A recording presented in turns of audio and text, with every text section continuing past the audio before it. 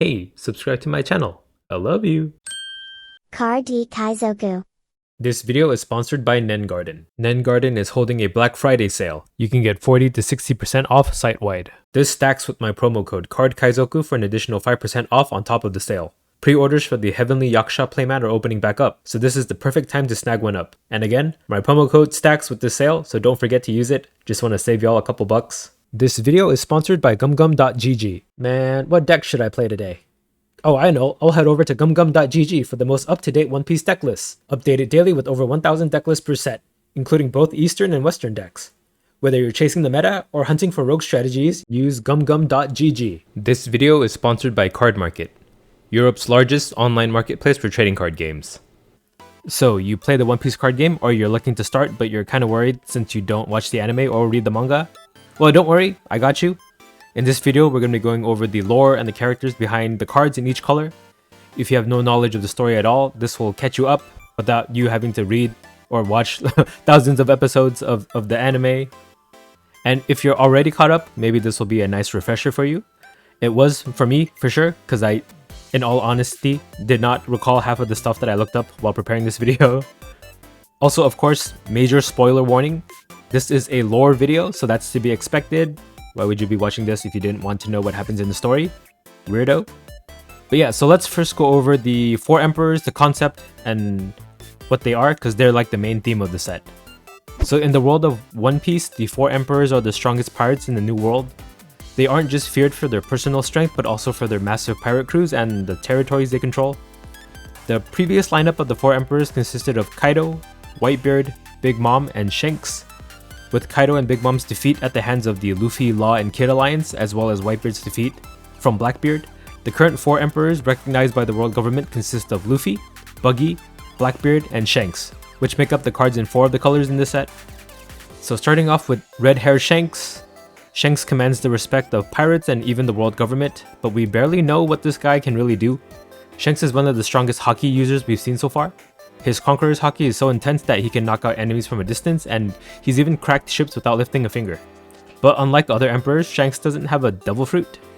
It's all about his raw power, incredible swordsmanship, and his next level Haki. Now, Shanks isn't just a powerhouse, he's got influence that even reaches the Gorosei, who are the highest authority in the world government.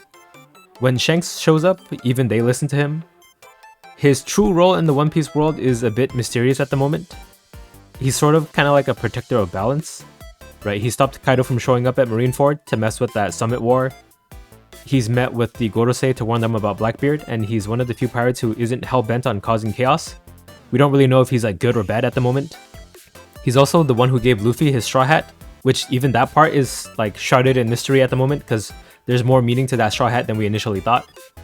And Shanks' crew, the Red Hair Pirates, are equally mysterious and powerful. We don't really see them too much, so we don't really know their full capabilities as of yet. But first off, we have Ben Beckman, Shanks' right-hand man. Beckman is a genius strategist with a massive brain and brawn combo. We haven't seen him fight yet, but the fact that he was able to intimidate Kizaru during Marineford just by pointing a gun at him says a lot about his strength. He's probably one of the most dangerous first mates out there, and there's theories that his Haki may even be on par with Shanks himself. Yasop is the sniper of the Red Hair Pirates, and also Usopp's dad. Yasop is known to be the best marksman in the One Piece world, and he's said to have never missed a shot, but we also haven't seen much of him in action just yet either. Lucky Roo's the cook of the crew and actually was the first pirate to kill someone on screen in the series. So Lucky Roo fights by utilizing his girth to his advantage, using a style called self-bowling. He's capable of curling himself into a ball and then rolling or being tossed around by an ally. Also, for some reason, whenever he shows up, he's always eating meat. Next up in blue, we have Buggy the Clown, the man, the myth, the meme. Buggy somehow stumbled his way into becoming a 4 Emperor. Buggy's Bara Bara no Mi, the Chop Chop fruit, lets him split his body into pieces, making him immune to slashing attacks. While it's not the most intimidating power, Buggy's true strength lies in his charisma, or mostly just his dumb luck, it seems. He's got a knack for being in the right place at the wrong time, as he's now like the face of the fearsome cross-guild organization. So the real masterminds behind the organization are his 2 business partners, Mihawk and Crocodile. These are familiar faces from like way early into the series. So you know how the Marines issue bounties on pirates and criminals? Well, the Cross Guild have set up like their own bounty system for hunting Marines. In recent developments, Buggy was shown to be having the ambition to want to become the Pirate King himself, despite his role in the crew up until this point as just like the puppet figurehead of the organization. So we may see some new interesting developments from the clown himself. Crocodile is a former 7 Warlords of the Sea and the mastermind behind this operation. He's the brains behind the Cross Guild's mercenary network. This is his second attempt at Operation Utopia, which he failed to do in Alabasta with the Baroque Works organization thanks to the entire organization's defeat at the hands of the Straw Hat crew. Crocodile's Devil Fruit lets him manipulate sand, and his mastery over its powers make him a deadly opponent. He can drain the moisture from anything he touches, he can create massive sandstorms, and he can even slice through steel with his sand blades. Dracul Mihawk, also known as Hawkeye Mihawk, is the world's greatest swordsman and Zoro's ultimate rival. Mihawk's strength is so legendary that even the Marines gave up chasing him after the 7 Warlord system was abolished, and he just went back to being a pirate. And now he's joined the Cross Guild for just one simple reason: he just wants to not be interrupted and live a peaceful life. And none of the rest of the Cross Guild organization knows that Buggy is just Mihawk and Crocodile's scapegoat, punching bag. They fully support and are inspired by Buggy, just as much as the world government fears Buggy enough to declare him one of the 4 emperors. Under Black, we have Marshal D. Teach, also known as Blackbeard. He started as a no-name member of the Whitebeard Pirates crew and climbed to emperor status faster than anyone else in history. So Blackbeard is the only character in One Piece with the ability to wield 2 devil fruits, the Yami Yami no Mi and the Gura Gura no Mi. The darkness powers let him nullify other devil fruit abilities, and the tremor powers that he stole from Whitebeard give him the same earth-shattering strengths that Newgate had. But it's not just his abilities. Blackbeard is one of the most cunning, ruthless, and ambitious characters in the series. He's a master manipulator who's betrayed everyone from Whitebeard himself to the world government. He's pretty much the antithesis of Luffy in every regard. Blackbeard's crew is made up of straight-up villains. They've been called a gathering of the worst criminals in history, with 5 of his 10 Titanic captains being prisoners that he busted out of Impel Down. These are people who have said to have committed crimes so terrible that the world government chose to erase their existence from history. Since the time skip, they've been growing their strength by hunting down powerful devil fruit users and stealing their abilities. Shiryu of the Rain, the former head jailer of Impel Down, turned pirate.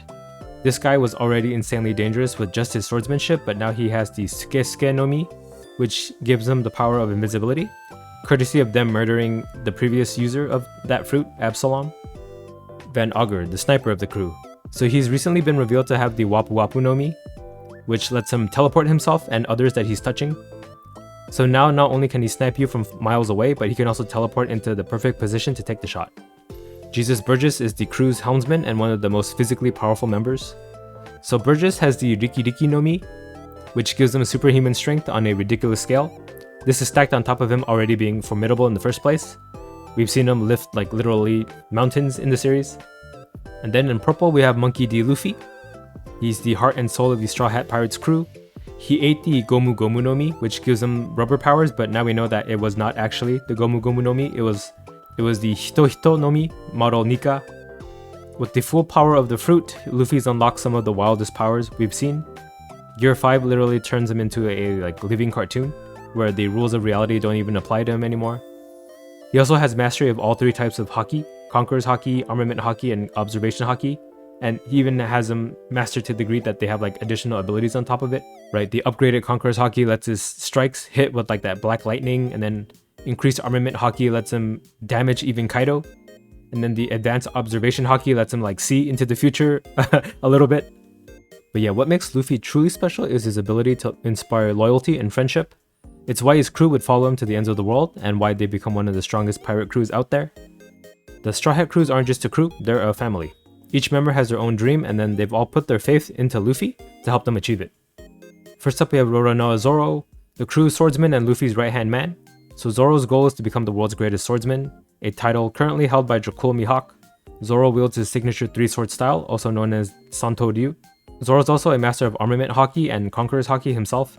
Most would consider Zoro as the second strongest member of the Straw Hat crew, after Luffy. Next up is Sanji, the cook of the crew. Sanji's kicks are devastating thanks to his mastery of Black Leg style, and his genetically enhanced abilities from his Germa 66 lineage, which makes him even stronger. His stealth black raid suit also gives him enhanced physical abilities while also increasing his durability. With this suit, he can also turn invisible too. Nami is the crew's navigator. With her climb attack and Zeus, the living thundercloud that she stole from Big Mom, Nami can summon devastating storms to take down her enemies. Her knowledge of navigation and weather is unmatched, making her crucial for the crew's survival in the treacherous Grand Line. So that's it for the 4 emperors, but we still have 2 other leaders, so let's go over them briefly. So in yellow we have Nico Robin. Nico Robin's the archaeologist of the Straw Hat Pirates. She has a tragic past and is currently one of the key figures in figuring out what happened during the Void Century, which is a period of time where all the world's history was seemingly erased. So she was born in Ohara, an island of archaeologists. Robin was a child prodigy and had the ability to read the ancient poneglyphs, but this gift made her a target of the world government, who feared the knowledge contained within the Void Century. Ohara's scholars sought the truth, but their pursuit led to a buster call being called on their island, which wiped them off the face of the earth. Robin was branded as a demon child and given a bounty of 79 million berries at just the age of 8. Forced to fend for herself, she spent years on the run, working with shady groups like Baroque Works and doing whatever it took to survive. This dark and lonely past shaped her into the guarded and calculating woman we meet in the early arcs of One Piece. During Robin's fight against Black Maria and Onigashima, Robin reveals her ultimate form, Demonio Fleur. With the training she received from the Revolutionary Army, Robin learned not just to expand her abilities, but to embrace her inner strength, both physically and emotionally. Demonio Fleur is a terrifying manifestation of Robin's powers that sprouts a giant copy of herself that takes the form of a demon, living up to her demon child reputation. Professor Clover is the head of Ohara's archaeologists and one of the greatest minds in the world. Clover dedicated his life to uncovering the secrets of the Void Century, even knowing that it could cost him everything. His speech to the world government during the Buster Call is one of the most powerful moments in the series. He openly called out the world government for their fear of the truth and their willingness to erase history to maintain power. Nico Olvia is Robin's mother. Olvia is one of the archaeologists from Ohara. She was also devoted to uncovering the secrets of the Void Century. Despite being separated from Robin for most of her life, Olvia's love for her daughter was unwavering. Jaguar de Sal was a former Marine Vice Admiral but turned against the world government after learning about the Buster Call and Ohara. He became Robin's first real friend, teaching her to laugh even in the face of despair. His words, "No one is born into this world to be alone," gave Robin the strength to survive her darkest moments. And then the last color we're going to be going over is green.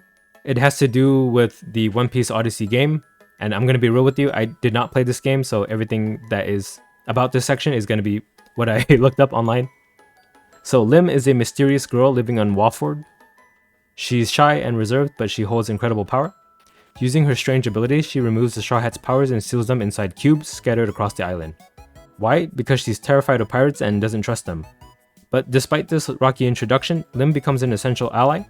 She helps the crew navigate Waford's secrets and unlock the powers of their memories.